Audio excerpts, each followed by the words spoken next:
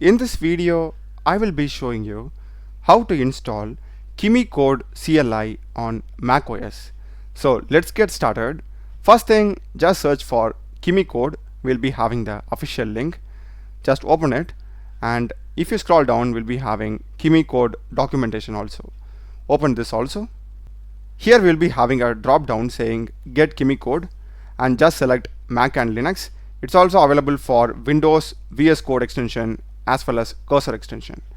So just copy this command and open terminal. Just paste this command and hit enter.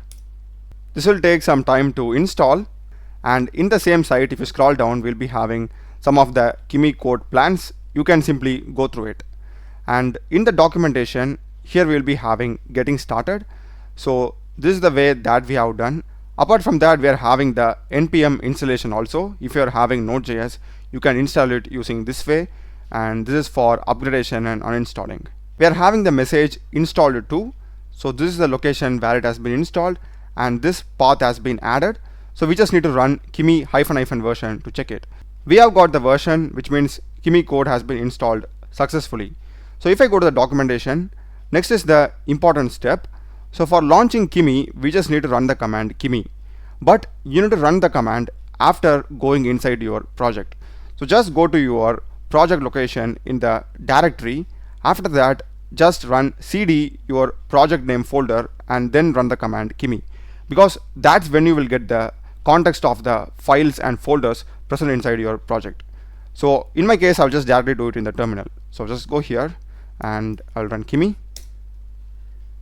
Yep, we'll be getting the Kimi code 1, and we need to log in at first. So it's saying we need to run /login. So it's going to be /login and hit enter. So here we'll be having 3 ways to log in. One is by using the Kimi code, and I guess you need to have a plan to use it. And next is the Kimi platform. Here you need to get their API key and then use it.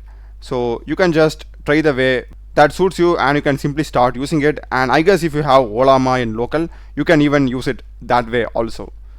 That's basically it, guys. Do check the playlist of my channel. Done a lot of videos in programming and AI tools. Subscribe me. Thanks for watching.